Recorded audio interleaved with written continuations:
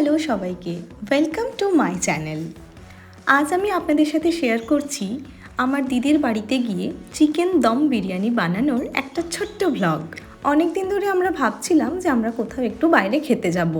তারপর ভাবলাম এই গরমের মধ্যে বাইরে খেতে না গিয়ে আমরা যদি নিজেরাই বাড়িতে ভালো কিছু বানাই সবাই মিলে, সেটাতে আমরা অনেক বেশি এনজয় করব। যেই না ভাবা অমনি কাজ, চলে গেলাম ছোটদির বাড়ি। সেখানে গিয়ে আমরা সবাই মিলে বানালাম চিকেন দম বিরিয়ানি। আর সত্যি কথা, সবাই মিলে যখন রান্না করা হয় না, তখন কিন্তু একটা আলাদাই মজা হয়। আপনাদের কার কার এরকম অভিজ্ঞতা আছে অবশ্যই কিন্তু কমেন্টে শেয়ার করবেন।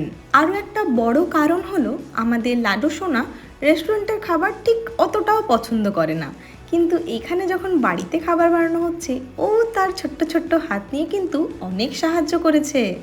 বাড়িতে বিরিয়ানি বানানো ঝক্কি একটু বেশি, কিন্তু সবাই মিলে করা হলে আর কিছুই সেটা মনে হয় না। কখন যে গল্প করতে করতে সব কাজ শেষ হয়ে যায় টেরই পাওয়া যায় না।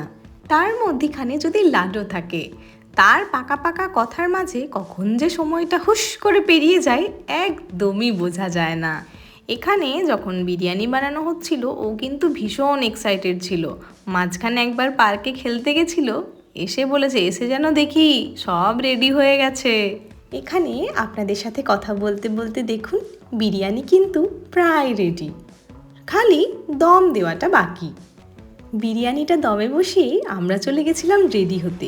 এই সন্ধ্যের দিকে যাব একটু চা খেতে। সৌরভদা বলেছিল একটা ভালো জায়গা থেকে একটা স্পেশাল চা খাওয়াবে।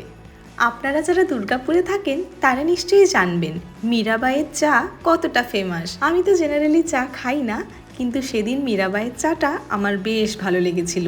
আর অয়না সৌরভদা তো 2 কাপ করে চা খেয়েছিল। চায়ের সাথে খাওয়ার জন্য আমরা বাড়ি থেকেই বানিয়ে নিয়ে গিয়েছিলাম ক্রিসপি চিকেন।